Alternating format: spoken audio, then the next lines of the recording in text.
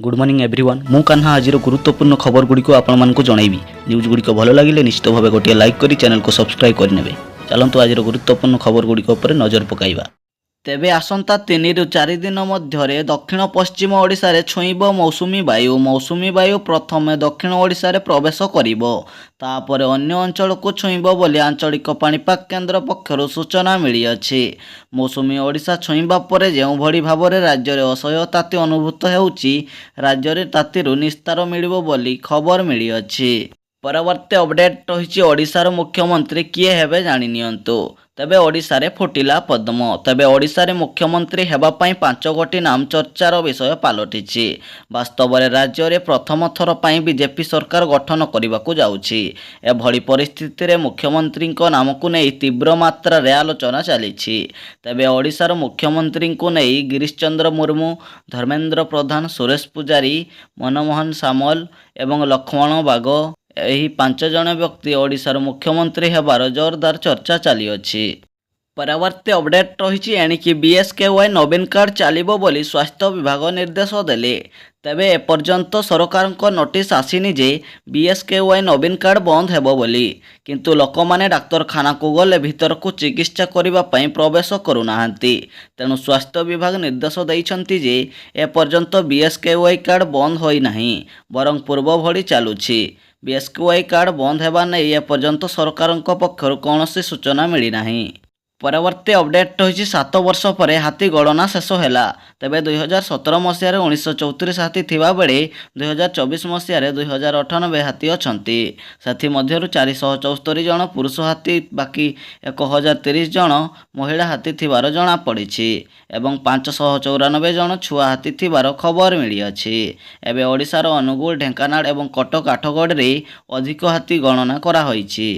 परवर्ती अपडेट रही आज जुक्त 2 नाम लेखा आरंभ। मैट्रिक परीक्षार उत्तीर्ण होइतिबा छात्र छात्री बड़ खबर सामना को आसीछि।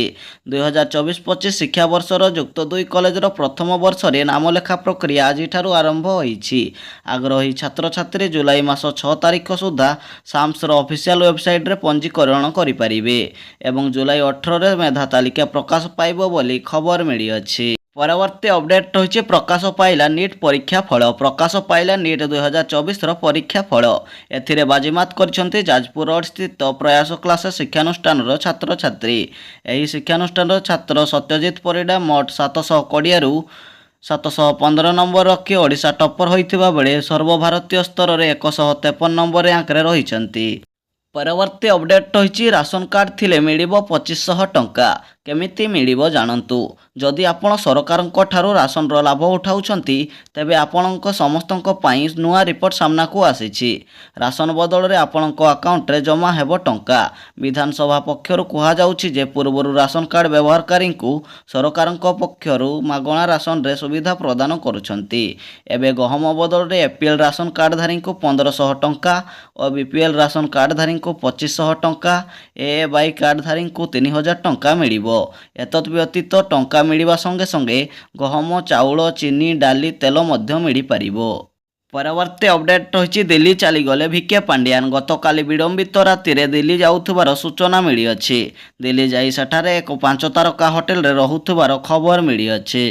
परवर्ती अपडेट रही निर्वाचन फलाफल पर कमिला एलपीजी गैस दर। जदि आपण एलपीजी गैस सिलिंडर व्यवहार करती तेबे आपणक पई एक भल खबर सामना को आसी अछि। सरकार एलपीजी गैस सिलिंडर मूल्य ह्रास करिसंती। तेबे दिल्ली रे एलपीजी गैस सिलिंडर मूल्य 19 टंका ह्रास पाई 1745 टंका होईछि।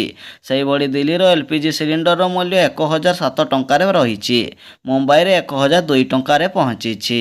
परवर्ती अपडेट रही मोदी शपथ ग्रहण उत्सव तारीख रे परिवर्तन हैला। मोदी सरकार तृतीय थर पर सरकार गढ़ा जाउछंती। पूर्वर शनिवार जून 8 तारिख रे शपथ नेबा नै घोषणा होइथिला, किंतु एबे जून मास 8 तारिख बदल रे जून मास 9 तारिख रे मोदी शपथ नेबे बोली खबर मिली अछि। न्यूज गुडी को भलो लागिले निश्चित भावे गोटे लाइक करी चैनल को सब्सक्राइब कर देबे।